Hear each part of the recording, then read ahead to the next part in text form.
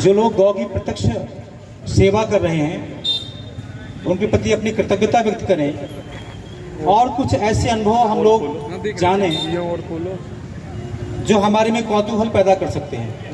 नीचे वाले यहाँ पर 2-3 बातें मैं अब बोलना चाहता हूँ। उसके उपरांत हमारे बीच 2-3 नाम और हैं, हम उनको आमंत्रित करें क्रमशः।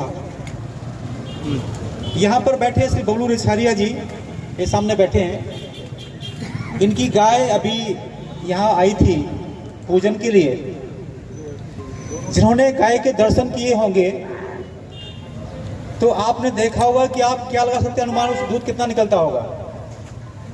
आप सभी ने इनकी गाय को देखा। इनकी गाय अभी यहाँ से आके लौट गई थी यहाँ से। तो आप में से कोई भी व्यक्ति यह अंदाजा नहीं लगा सकता कि यह गौ माँ कितना दूध देती होगी।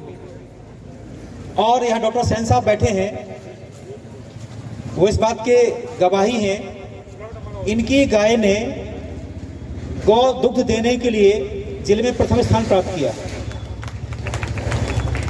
और जो इसकी पीछे कहानी है वो सुन लीजिए आप। जो मैंने सुना तो मुझे आश्चर्य हुआ जब उन्होंने कहा कि आप हमारी गाय को बुलाइए पूजन के लिए। श्रद्धेय बादल जी और मैं यहाँ दोनों साथ साथ थे हम लोग। उन्होंने कहा गाय के दर्शन तो कर लीजिए आप। तो हम लोग 100 बहाने करते हैं कि हमारे घर तो पक्का है, हम गाय को कहाँ बांधेंगे, स्थान नहीं है। आपकी गौ माता आपके आंगन में बनती है, आंगन में विराजती है, और उसका डील डॉल देख करके कोई नहीं कह सकता कि इसमें 10 लीटर दूध निकलता होगा। जब प्रतियोगिता के लिए इनकी गाय वहां पे गई तो सबने इनका मजाक उड़ाया कि पंडित जी ये तो गाय की प्रतियोगिता हो रही दूध देने की, बछरू कहां से पकड़ रहे हैं आप। तो उन्होंने कहा कि बड़ा अपमान लगा कि बताओ कि क्या हो रहा है। तो उन्होंने कहा कि हमने गौ माँ से कहा गौ माँ हमारी बदनामी मत कर देना आप। माने आप सब साक्षी हैं, आज की डेट में वह गाय कोई नहीं कह सकता 10 लीटर दूध से निकलता होगा। उसने वहां लगातार 3 बार 10-10 लीटर दूध दिया और जिले में टॉप किया। यह है गौ भक्ति आज की। हम दिलीप की बात करते हैं, नंदिनी की बात करते हैं। ये नंदिनी हमारे नगर में विराजमान है। आप कल जाके सभी दर्शन कर सकते हो। ये सामने बैठे हैं, डॉक्टर सेन साहब गवाही हैं। सेन साहब बात सही है, झूठ बात है? माने आज भी ऐसी अनुभूतियां हैं जिस गाय को हम पशु मान के उसको त्याज्य मान देते हैं, ये इनकी प्रथम अनुभूति है। सगरे पाठक जी बैठे हुए हैं, हम ले लो कि हम आप आइएगा वहां पर, जिन्होंने अपनी बात कही कि हम महा आलसी व्यक्ति हैं, सुबह जागने में बड़ा संकोच करते हैं। चूंकि गौ माँ को हमने पालन किया हुआ है या गौ माँ की सेवा कर रहे हैं, हम सुबह ब्रह्म मुहूर्त में जाग जाते हैं, शाम को समय सो जाते हैं, श्रम करते हैं, स्वस्थ हैं, गाय का दूध ले रहे हैं। और चूंकि गौ माँ हमारे पास है तो गौ माँ ने अपने लिए अपना स्थान खुद बना लिया। एक नाम है श्री मंगललाल प्रजापति जी। हम लोग कल उनके दर्शन, उनके यहाँ गए गौ माँ के दर्शन करने के लिए। इस नगर में भी ऐसे गौ भक्त हैं जो गर्मियों के दिनों में गौ माँ के लिए कूलर की व्यवस्था करते हैं, हमारे आप जैसे। और परिणाम क्या है इसका? जिस गौ माँ के हमने कल दर्शन किए वह 10 बार बच्चे दे चुकी है। और कल आप देखाइए, ये पंडित जी उसके बांध के बाजू में रहते हैं। कोई भी व्यक्ति नहीं कह सकता कि ये बूढ़ी गाय है। मैंने 10 बार बछड़े देने के बाद भी गाय एकदम स्वस्थ, सुडौल, सुंदर है। अगली बात, जो लोग बहाना करते हैं साहब हमारे तो संसाधन नहीं है, हम क्या करें इसके लिए। 100 बाई 100 का प्लॉट, 100 बाई 100 का प्लॉट और पर्याप्त 3-4 गायें पाले हुए वर्तमान में। वो 10 गायें पाले हुए थे वो। हम लोग केवल एक बहाना कर देते हैं, अनेक लोग बहाना कर साहब तो गाय दूध चाहते मिलते ही नहीं हमें। श्रद्धेय बादल जी और मैं कल साथ साथ हम लोग घूमे, सुबह शाम को 3 बजे से लेकर के रात को 7 बजे तक। लगभग 25-30 घरों में हम लोग गए होंगे या ज्यादा घरों में गए होंगे।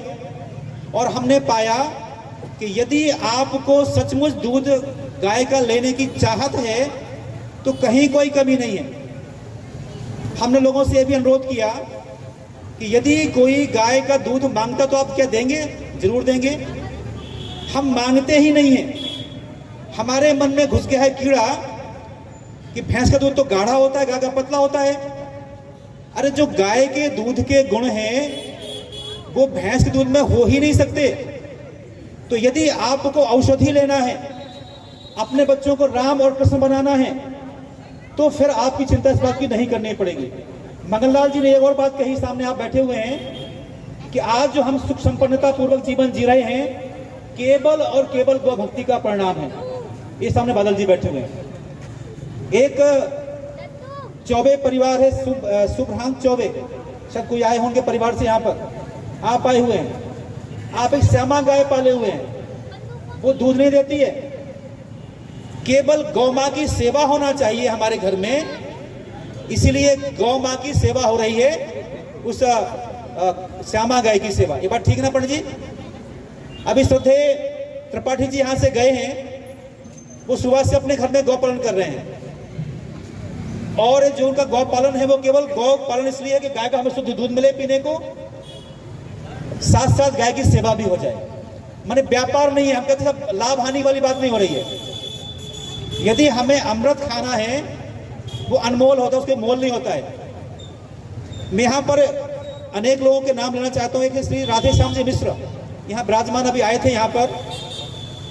जब से हमें खबर है, हम नौगांव में आए, हमने हमेशा इनके घर में गांव की सेवा होते हुए देखी। तो उसका क्या प्रत्यक्ष लाभ है आप इनसे पूछिए। माने ऐसे अनेक लोग, हमारे दुर्गा सेन साहब जो अपनी गौ मां को लेके आए थे, अच्छा सुंदर सा घर बना हुआ है, अपने घर में गाय रखे हुए हैं। इस प्रकार से मैं कहना चाहता हूं यहाँ पे, हम लोग कल जिन लोगों से संपर्क कर पाए, ये दुबे जी बैठे हुए हैं, हम लोग एक बार इनके घर में गए, ऊपर बहुत सुंदर घर बना हुआ है, सुंदर जो इनका तल घर है, वहां गौ मां की सेवा होती है और गौ मां एकदम स्वस्थ। माने जो लोग यहाँ पर उपस्थित हैं, इनमें से वो लोग नहीं हैं जो गाय का दूध निकाल कर डंडा मार के भगा देते हैं। हमने यहाँ उन लोगों को आमंत्रित किया था, अच्छा अवस्थी जी, हमने जिन्हें यहाँ आमंत्रित किया था वो सभी लोग वे लोग हैं जिनके घर में गाय की दिन दिन पूजा हो रही है, अपने एक परिवार के सदस्य की तरह। अब मैं एक दो बातें आपसे और कहना चाहता हूँ, हो सकता है मैं अपनी बात आप तक पहुंचा पाऊं। आप सब बुद्धिजीवी हैं, मान जाएंगे सर मेरी बात को। आपको सबको एक अनुभव होगा कि जिस घर में कोई छोटा सा बच्चा हो जिसकी उम्र अभी केवल 2-3-4 माह की हो, यदि उस बच्चे की मां कुछ कुपथ्य खा लेती है, जिस बच्चे की आयु अभी केवल कुछ माह की है, और यदि उसकी मां कुछ कुपथ्य खा लेती है तो उस बेटे की पेट में दर्द हो जाता है। ये बात सही कि झूठ? आप कल्पना करिए, मां ने पहले आहार लिया, उसे लंबा प्रोसेस हुआ होगा, वो डाइजेस्ट हुआ होगा, उसे दूध बना होगा, तो दूध बच्चे ने लिया, फिर वो बच्चे ने रेस्ट किया, तब भी उसका असर रहा। माने आपके जीवन पर, हमारे जीवन पर आहार का इतना प्रभाव पड़ता है कि जो मां ने खाया बच्चे पर उसका असर होता है। हम पर प्रभाव क्यों नहीं पड़ता? जो हमारा वस्त्र एकदम साफ सुथरा है, छोटी सी गंदगी उसमें दिखाई देती है, जब पूरा शरीर गंदा होगा तो कोई क्या सफाई गंदगी ढूंढेगा? तो यहाँ हमें समझना ये है, हमारे जीवन पर खान पान का इतना बड़ा प्रभाव पड़ता है। आज ही मैं देख रहा था, जो अपना जो जिसने अभी चुनाव वो जीत लिया, क्या बोलते अपना मैच, क्या नाम उसका क्रिकेटर का, विराट कोहली, जो भी नाम है, नहीं अभी उसका मैंने पढ़ा भी, उसमें लिखा हुआ, जब से मैं शाकाहारी हो गया मैं स्वस्थ हो गया। आज ही पढ़ा हुआ है मैंने। डॉक्टर साहब लोग जो यहाँ आप बैठे, नेचुरोपैथी डॉक्टर साहब बैठे हैं, यदि आपको कोई गंभीर बीमारी हो जाए, डॉक्टर साहब कहेंगे आप मांस खाइए, आप मदरा पीजिए, कभी नहीं कहेंगे छोड़ दीजिए। माने हम सभी लोग जानते हैं कि हमारे जीवन पर आहार का बहुत बड़ा प्रभाव पड़ता है। जो लोग यहाँ विराजमान हैं, ये मेरा उपदेश उन लोगों के लिए है ही नहीं। आप सब बुद्धिजीवी हैं, अधिकांश गौपालक है, जो गौपालक नहीं है श्री हेम कुमार दीक्षित हैं, डी तिवारी हैं, श्री चौबे जी हैं, आप बुद्धिजीवी सब कुछ जानते हैं। बात थी उन लोगों के लिए जिन तक बात पहुंच जाए। श्री चौबे जी ने कहा कि अभी अनुसंधान हुआ है कि जो गिर नस्ल की गाय है उसके गौमूत्र में सर्वाधिक स्वर्ण तत्व पाए जाते हैं।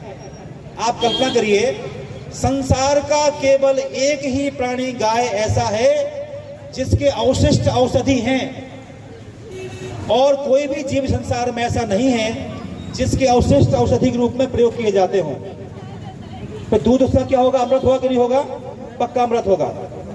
इसलिए मैं आपसे कहना चाहता हूं, यहां पर एक बात और, जो शायद जैन साहब यहाँ विराजमान तो तक मैं पहुंचना चाहता हूं अपनी बात। गौशालाएं सचमुच समाधान नहीं है, लेकिन गौशालाओं को मैं बार बार कहता हूं, जो शायद मेरी बात वहां तक पहुंचती नहीं है, यहां पर ऐसा प्रबंध हो कि हम चाहें कि हमें गाय का दूध चाहिए है, तो हम ये ना कह पाएंगे हमें दूध नहीं मिल रहा, उसका विकल्प होना चाहिए।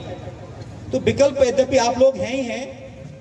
यहां पर एक बात और हो जाती है बहुत बड़ी, जो आप लोगों की शिकायत रहती है, हम भैंस का शुद्ध दूध लेते हैं 60 रुपए लीटर, और गाय का हो जाए तो 30 लेने को तैयार नहीं होते हैं। तो यदि आप चाहते हैं आपके बेटे बेटियां रामकृष्ण बने, आपकी बेटियां सीता सावित्री बने, तो फिर दूध से मोल भाव मत करिए। दूध क्या भाव है? अमृत के लिए कोई भाव होता नहीं, तो उसका भाव जो महंगा है उसको दीजिए, ताकि किसान पाल सके और आप जैसे लोग उसको पाल सके। एक और बात मैं कहना चाहता हूं, जो पंडित जी श्रद्धेय ब्रह्म, मैंने आपसे कल कहा था, दोबारा कहता हूं आपके माध्यम से, जितने पंडित जी लोग तक मेरी आवाज पहुंच जाए, मैं आपसे विनती करता हूं, आप प्रत्येक पूजन में व्यवस्था करिए कि हम जो भी पूजन करेंगे, हमारी सनातन संस्कृति में कोई भी अनुष्ठान करेंगे, यदि उसमें दीपक जलाना है तो केवल गौघट का ही जलाइए, यदि नहीं है तो कोई बात नहीं, चलेगा, पर बाकी नहीं चलेगा। यदि ये भाव रहेगा मन में तो बात चल जाएगी। यदि आप एक बार दुराग्रह करेंगे तो अगली बार व्यवस्था कर लेगा। एक बात मैं और विनती करना चाहता हूँ, मुझे माफ करेंगे आप लोग, मैं पंडित जी आपसे फिर विनती करता हूँ, सबसे विनती करता हूँ, एक शॉर्टकट चल गया आजकल। यदि हमें जो शुद्ध गाय का दूध है, जो शुद्ध घी है गाय का किसान जो देता है, वो हमें नहीं मिला है, तो बाबा रामदेव का ले लो। मैं बाबा रामदेव का प्रशंसक हूं बहुत बड़ा, उन्होंने योग के लिए बहुत बड़ा काम किया है, पर घी के मामले में मेरी उनसे बहुत बड़ी शिकायत है। यदि सारे देश की सारे गायें इकट्ठी कर दी जाएं, जितना उनमें घी होता है सारा घी इकट्ठा कर दिया जाए, तो जितना बाबा रामदेव दूध घी बेचते उतना दूध उनके पास पूरे देश में नहीं है। अगली बात, ये बड़े श्रद्धेय दयाशंकर जी कौशिक, इन्होंने 1-2 माह उनकी गौशाला में प्रत्यक्ष काम किया है, मैंने वहां पे सेवा की है, गौ सेवा। वो दौड़ के वहां से भागे थे वहां की अवस्थाओं को देख करके। तो मैं आपसे विनती करता हूं, चाहे वो अमूल का दूध हो, चाहे वो किसी और का दूध हो, चाहे बाबा रामदेव का घी हो, उनकी दवा से मुझे कोई शिकायत नहीं है, दवा लीजिए, जुलस लीजिए, अब योग करिए बाबा रामदेव का। पर जहाँ घी की बात आए, तो जो हमारे गौपाल के हमारे सामने विराजमान है, हम कहें भैया उनसे जो है ना अपने पंडित जी, वहाँ मिल जाएगा, वहाँ से ले आओ आप। वो आपसे भी निवेदन करता हूँ कि यदि कोई ऐसा व्यक्ति भागता हुआ आ जाए तो एक दीपक उसे जरूर दे दीजिए आप। तो ये व्यवस्था बनेगी, पंडित जी को काम चल जाएगा। जो आप कोई बैठक होती है संगोष्ठी, पंडित जी तो ये बात जरूर कहिएगा। और अंतिम बात, हमारी बात को मैं और लोगों को अपनाऊंगा। अंतिम बात हमारी ये है कि मैं बड़ा हतप्रभ होता हूँ उस बात को देख करके, हम में से अनेक लोग गाय के प्रति बहुत सम्मान करते हैं, बड़ी श्रद्धा रखते हैं, इसके बाद भी वह समर्पण नहीं हो पाता जो अपेक्षित है। हम लोग गए थे एक बार, ओरछा में एक यज्ञ था, वहां पर राजदास जी महाराज ने शपथ कराई, उसमें आप भी थे, ललित जी भी थे, शपथ कराई कि आज से रामराजा सरकार गौरवती हो रहे हैं, और जो प्रसाद भगवान को चढ़ाया जाए सुबह भोग में, बाल भोग में, जो भी में, वो गाय के घी दूध से बना होगा। आप लोग बताइए कितने लोग गौरवती हो रहे हैं? बहुत लोग उठाए थे हाथ, हमने भी वहां हाथ उठाया था। ये हमारा, ये लोग खड़े हैं, हमारे घर के लोग हैं, हमारे लिए गाय का दूध ही आता है, ये तो हमें चाहिए नहीं। तो आपसे हम निवेदन करते हैं कि प्लीज, यदि आपके मन में सचमुच, जब रोड पे आप चलते हो, गाय को होता है एक्सीडेंट, हो गाय बिखरी हुई होती है वहां पे गाय, यदि मन में पीड़ा होती है, तो आज आपको शपथ है इस बात की कि आप प्लीज, ये मैंने कभी बात बोल दी, ऐसे मुझे बोलना चाहिए, पर फिर आपसे विनती करता हूँ, शपथ में आप आवाज करता हूँ, मैं आपसे विनती करता हूं कि आपके हृदय में यदि गैया मैया के प्रति एक रत्ती भी श्रद्धा है, दुनिया के अगर तो छोड़ दीजिए आप, तो आप गौव्रती बनिए। माने दूध है तो गाय का हो, अन्यथा ना हो। घर में दिया जले तो गौ जले, अन्यथा दिया ना जले। यदि हम इतने दुराग्रही होंगे तो घी मिलेगा। एक कहावत है, जहां चाहे वहां राह। यदि हम संकल्प करेंगे कि हमें गाय का दूध चाहिए, दूध मिल जाएगा आपको। तो मुझे इतनी बातें जो कहनी थी, ये बात इतनी थी कि यदि हम ये बात समझ लें तो बात बन जाएगी। बाकी हाल ये है, हमारे समाज का जो हमारा हिंदू समाज है, हम गैया मैया की जय बोलते हैं, गंगा मैया की जय बोलते हैं, सब जय बोलते हैं। हमारा व्यवहार उससे एकदम भिन्न हो जाता है। तो आपसे विनती करता हूँ, हमारा व्यवहार उसके साथ रहे, ये आपसे विनती है। अब मैं चूंकि मेरा अनुभव था, अपने अनुभव मैंने उगल दिया आपके सामने। मैं चाहूँगा, हमारे पास केवल और केवल 3 लोग हैं जिन्हें अपनी बात कहनी है। तो आप संक्षेप में उनसे कहूँ, संक्षेप में अपनी बात कहेंगे। मैं एक बात कह, मुझे बात अभी याद आ गई है, इनके बारे में जो खुद तो अपने मुँह से कहेंगे नहीं, वो मैं कह रहा हूँ आपसे। माने गाय के प्रति संवेदना क्या होती है, ये बैठे प्रत्यक्ष उदाहरण उसका। आप रास्ते में कार से चले आ रहे थे, एक गाय का हुआ एक्सीडेंट, सड़क पर पड़ी हुई थी गाय, चारों के चारों पैर फ्रैक्चर। उस गाय को उठा करके, उस बछड़े को उठा करके, उस गौवंश के उस वंशज को उठा करके आपने पलंग पलटा करके 5 वर्ष तक सेवा की, अपने रहने के खुद के बंगले में, गौशाला में नहीं। जिस बंगले में आप रहते, उस बंगले में वो रहा वहां पर, और चारपाई में लेटा हुआ। पहले उसका भोजन हुआ, बाद में आपका भोजन हुआ। एक और बात, जैसे हमारे घरों में जो हम लोग वैष्णव हैं, ऐसे बहुत घरों में होता है, जब घर में पहले भोजन तैयार होता है, हम लोग क्या करते हैं, भगवान को समर्पित करते हैं, फिर भोजन करते हैं। इनके यहाँ जो भोजन बनता है, सबसे पहले वो गैया मैया समर्पित होता है, फिर इसके बाद ये लोग कोई खा सकते हैं पूरे परिवार में। ऐसे गौप्रति बैठे श्री विजय जी पाठक, वो सबसे बाद में हम आपकी बात करेंगे। मैं प्रार्थना करता हूँ श्री जयशंकर जी कौशिक से आप आए और संक्षेप अपनी बात। श्री कौशिक जी।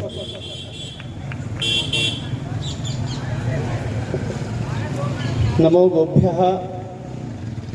आदरणीय मंच, प्रबुद्ध सभा में विराजमान सभी गौभक्तों को मैं प्रणाम करता हूं। और इनके घरों में जो बहू बेटियां हैं, इनके जो बच्चे हैं, मैंने भी कई घरों का यहाँ सर्वे किया है। कई घरों में मेरा यहाँ निमंत्रण होता है। मैं परिव्राजक बन के इस नगर में आया हूँ। मनीषी जी ने आह्वान किया, मैं ऋषिकेश में था, इन्होंने कहा बुंदेलखंड में आके समय दो, मैं आ गया। और अभी बात ये हो रही है कि गाय सबके जीवन का हिस्सा होनी चाहिए, तभी हम निरोग रह सकते हैं। अभी वो डबल स्टैंडर्ड वाला WHO कह रहा है कि 85% लोग कैंसर से प्रभावित होने वाले हैं, क्योंकि सब लोग केमिकल खा रहे हैं, प्रत्यक्ष अप्रत्यक्ष रूप से। इसलिए DD चौबे जी ने जो बात कही, आदरणीय मनीषी जी ने जो बात कही, हमारे किंकर जी जो कविता पढ़ के गए, और अभी आने वाले जो वक्ता कहने वाले हैं, उन सबका एक ही निवेदन है, इन सभी से, समाज से, अपन सब लोग एक टोली बना लें। जो लोग गौ माता का अमृत पान करते हैं, यहाँ सभी गौभक्त बैठे हैं, अकेला चना भाड़ नहीं फोड़ता। मनीषी जी ने ये प्रयास इसलिए किया क्योंकि इस नगर में 50,000 से ज्यादा आबादी है। यदि हम सब लोग टोली बना के, क्रमशः 20 वार्ड हैं, और 20 वार्ड में हम लोग टोली बना के, क्योंकि समय दान देना पड़ेगा। मैं परिव्राजक बन के आया हूँ पूर्णकालिक नगर के लिए। आदरणीय श्रद्धेय बादल जी हैं, उनके चेहरे की चमक देख लो, अंधेरे में ही प्रकाश हो रहा है। देखो पीछे बैठे हैं बादल जी, एस के बादल। ये गाय का दूध लाते हैं, बहुत दूर से लाते हैं, बहुत महंगा पड़ता है। श्री मनीषी जी निष्ठिक ब्रह्मचारी हैं, प्रवृत्ति से संत हैं, आचरण से संत हैं, कपड़े भली न पहने हो।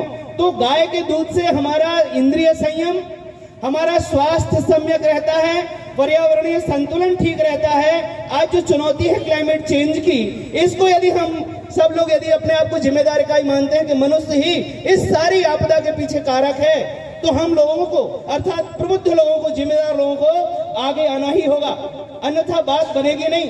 क्योंकि वो एक कबूतर था, अपने पीछे बच्चों को समझा रहा था, बेटा पहली आएगा, जाल बिछाएगा, लालच के दाने बिखराएगा, अब फंस मत जाना। तो इंफॉर्मेशन नॉलेज तो भारतवर्ष के एक एक व्यक्ति को है साहब, कुंटलों।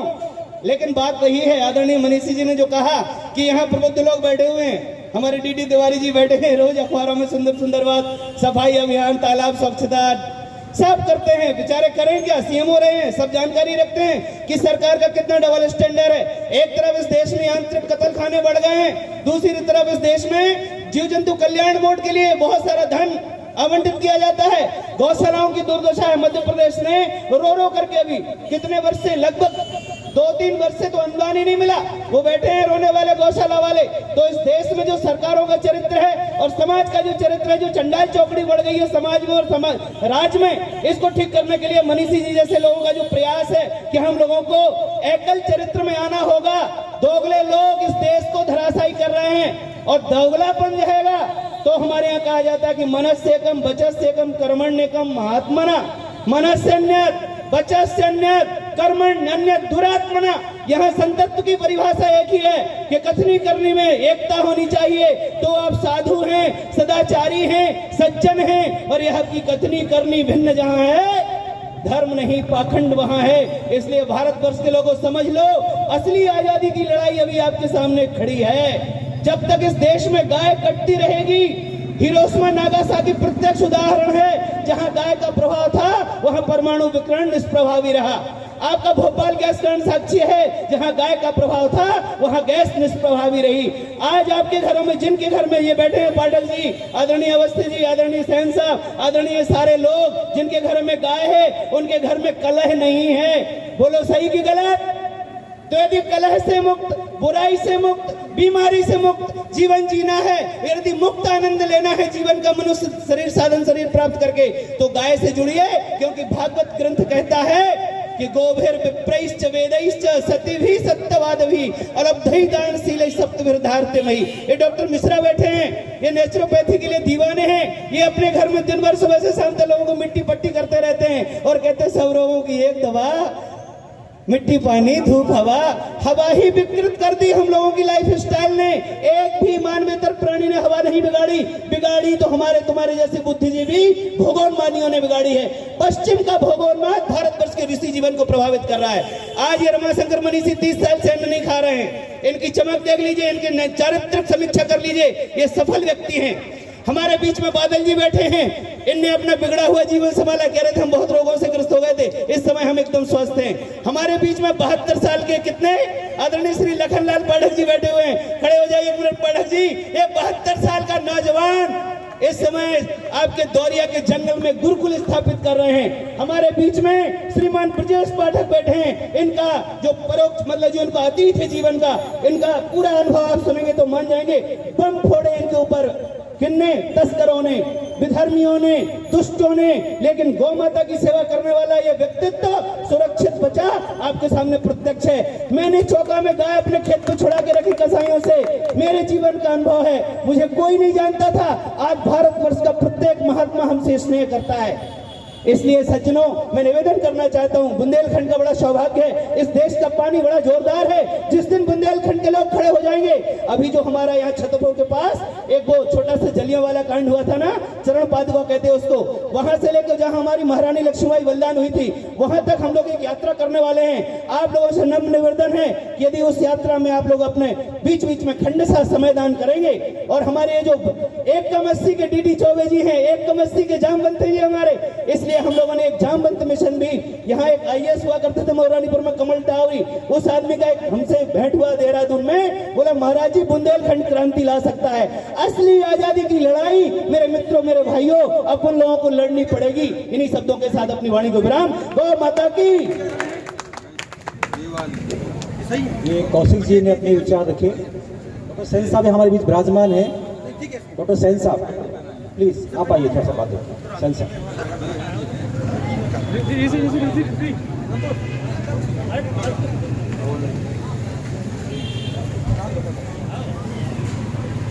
सभी बुद्धजनों को, गौ प्रेमियों को मेरा नमस्कार।